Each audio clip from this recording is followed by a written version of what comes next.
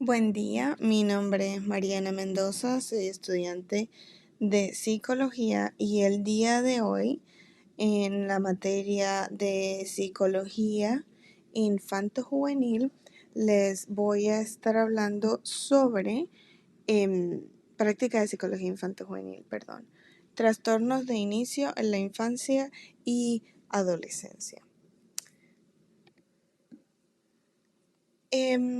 Hay muchos trastornos que inician durante la infancia y adolescencia, pero el día de hoy se va a estar hablando y profundizando sobre tres en específico, los cuales son los trastornos del aprendizaje, trastornos de la comunicación y trastornos de la eliminación. Trastorno del aprendizaje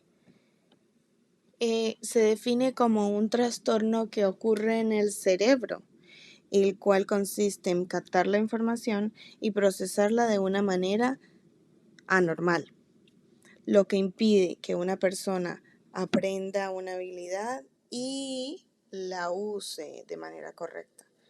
Las personas que padecen de trastornos del aprendizaje, por lo general, tienen una inteligencia promedio o por encima del promedio. Y esto genera, como decir, una brecha entre las habilidades esperadas y basadas en la edad y la inteligencia y el rendimiento escolar. El origen de los trastornos del aprendizaje se da debido a antecedentes familiares, a la genética, a tener un pariente consanguíneo como el padre, como la madre, con un trastorno del aprendizaje, el cual aumenta el riesgo a que el niño también lo presente.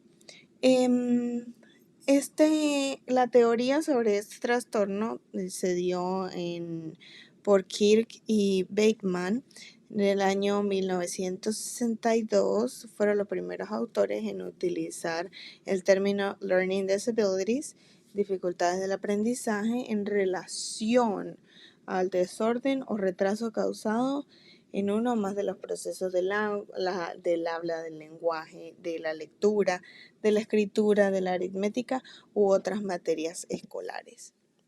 Las características de los trastornos del aprendizaje son las siguientes: dificultad para distinguir entre la derecha y la izquierda, invertir letras, palabras o números después del primero o segundo grado, dificultad para reconocer patrones o clasificar objetos por su tamaño o forma, dificultad para entender y seguir instrucciones o mantenerse organizado, dificultad para recordar lo que se acaba de decir o lo que se acaba de leer, falta de coordinación al moverse, dificultad para realizar tareas con las manos como escribir, cortar o dibujar, dificultad para entender el concepto del tiempo.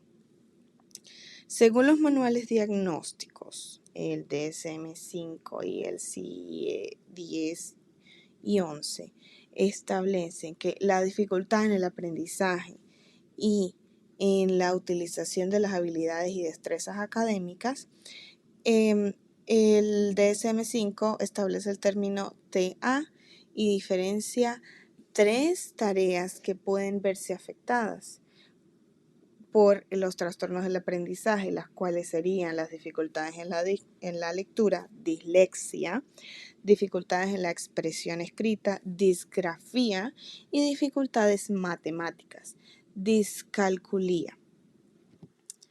Por otra parte, tenemos los trastornos de la comunicación. Los trastornos de la comunicación son una alteración en la fluidez normal y en la estructuración temporal del habla, que son inadecuadas para la edad del niño y la adquisición que tiene el lenguaje. Estas alteraciones causan ansiedad al hablar, limitaciones académicas, limitaciones en la comunicación, dificultades en el rendimiento académico. El origen de los trastornos de la comunicación están relacionados con los problemas biológicos como anormalidades del desarrollo del cerebro o posiblemente por la exposición a toxinas durante el embarazo. Esto también incluye situaciones en las que hubo abuso de sustancias o toxinas ambientales, como por ejemplo la exposición al plomo. Factores predisponentes. Los factores predisponentes serían los problemas biológicos como anormalidades del desarrollo del cerebro o posiblemente por la exposición a toxinas durante el embarazo. Y los factores precipitantes son la maloclusión dental, disfunción o enfermedad neurológica o lesión cerebral, dependencia de respirador o compromisos respiratorios o traqueotomía. También la patología de las cuerdas vocales, retraso del desarrollo, autismo, nacimiento prematuro o traumático y la pérdida auditiva o también conocida como sordera. Las características de los trastornos de la comunicación son la dificultad para usar las palabras correctas al hablar, dificultad para combinar palabras para formar oraciones, vocabulario limitado, dificultad para formar oraciones correctamente y sin trabas. Según los manuales diagnósticos, específicamente el DSM-5, muestra los trastornos de la comunicación, su clasificación, y tiene el trastorno del lenguaje con el código 315 apartado 32, trastorno fonológico 315 apartado 39, trastorno de la fluidez o tartamudeo de inicio en la infancia 315 apartado 35, trastorno de la comunicación social pragmático en el apartado 315 en el código 315 apartado 39, y el trastorno de la comunicación no especificado en la parte 307 apartado 9. Por último, estaremos hablando de los trastornos de la eliminación.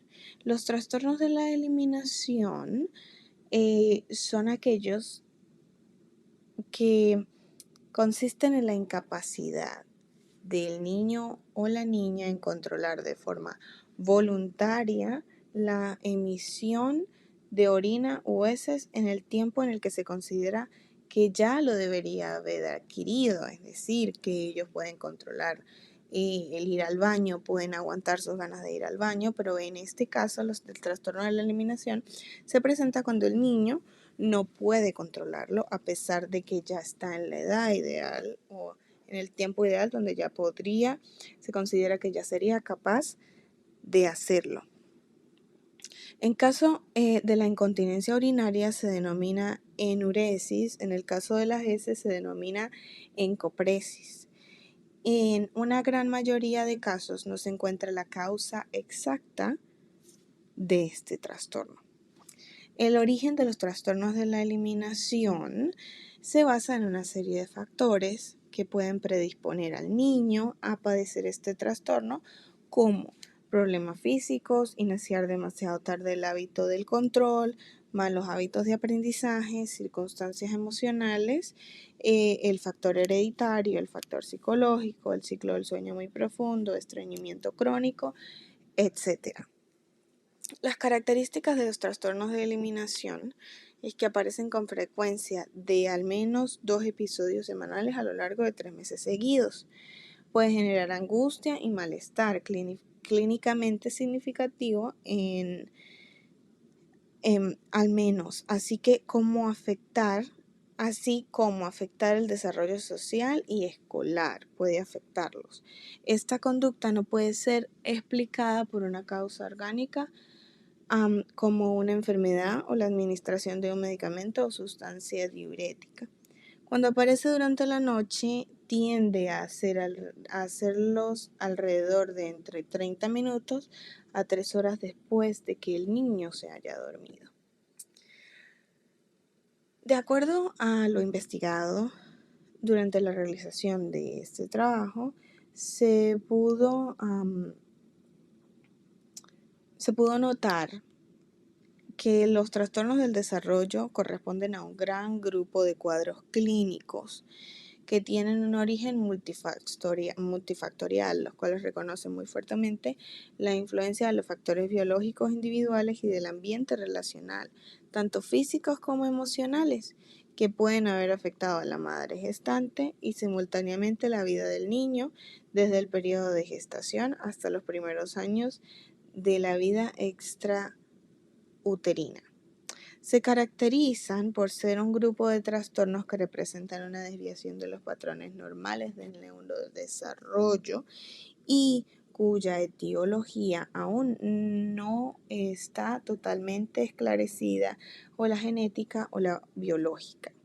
Asienta en injurias del sistema nervioso central en etapas muy tempranas, antenatales o postnatales.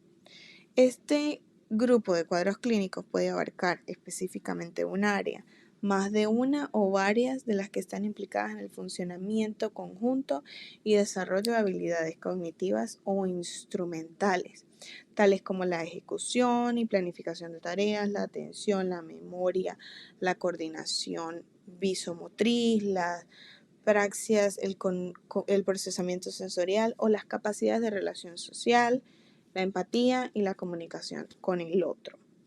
Existe un consenso de que todos estos desórdenes tienen una base neurobiológica, en la cual hay una interacción entre los factores heredados, alteraciones neuroanatómicas y la disfunción del sistema de neurotransmisión. Sin embargo, los avances de las neurociencias reconocen la influencia psicosocial y emocional sobre el neurodesarrollo, dada por un ambiente intrauterino con mayor o menor estrés materno u otros factores que afectan el nacimiento o la vida extrauterina temprana. Con esto damos por finalizada esta presentación. Espero que les haya gustado. Muchas gracias.